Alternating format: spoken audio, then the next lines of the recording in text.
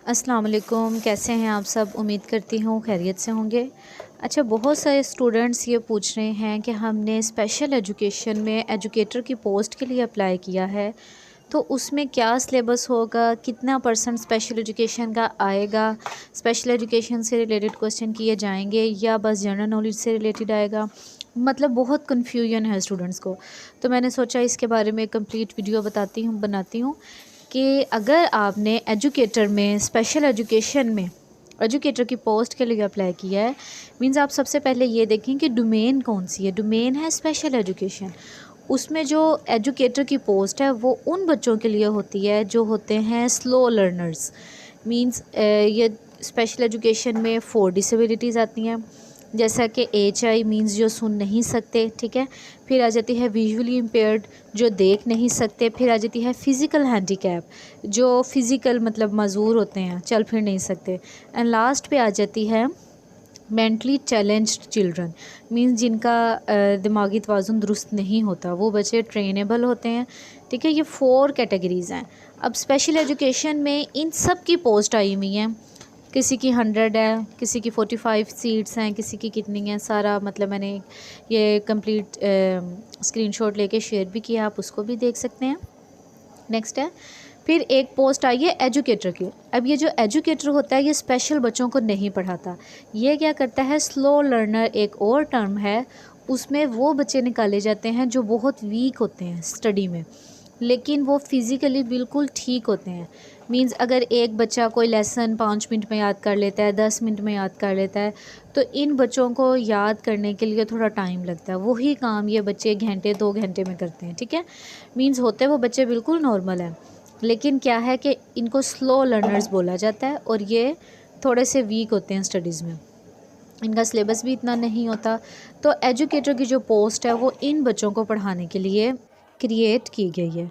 अब सवाल ये पैदा होता है कि अगर आपने एजुकेटर की पोस्ट के लिए अप्लाई किया है तो क्या इसमें स्पेशल एजुकेशन का आएगा या नहीं आएगा। तो जी बिल्कुल, इसमें स्पेशल एजुकेशन की 4 डिसेबिलिटीज़ 4 की 4 डिस्कस की जाती हैं, लेकिन ये नहीं आपसे पूछते बहुत ज़्यादा डिटेल में नहीं, बस थोड़ा थोड़ा माइनर सा पूछ लेंगे आपसे। 4 डिसेबिलिटीज़ चारों के बारे में थोड़ा थोड़ा आपसे पूछा जाएगा। इसमें इसमें क्या होता है कि जी 60% आता है आपका स्पेशल एजुकेशन से रिलेटेड, एंड 40% जो है वो हो जाता है आपका जर्नल नॉलेज, जिसमें ये देखें, इसमें मैंने जो डॉक्यूमेंट शेयर किया स्क्रीनशॉट, इसमें देखें आ रहा है general knowledge.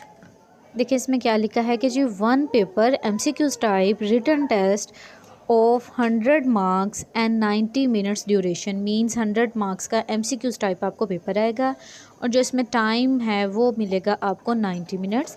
Syllabus is as under qualification and special education related question, means special education से रिलेटेड जो आपको क्वेश्चन पूछे जाएंगे वो हैं 60%।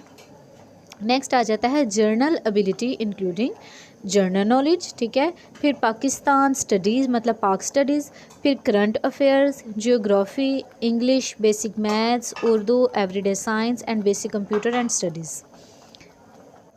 अब इसका क्या मतलब है, इन सब से रिलेटेड जीके में ये सब कुछ आ जाएगा। इंग्लिश, उर्दू, मैथ, साइंस, पाक स्टडी, जो कुछ भी आप बच्चों को पढ़ाते हैं, जो कुछ भी है ये सब इसमें इंक्लूड होगा।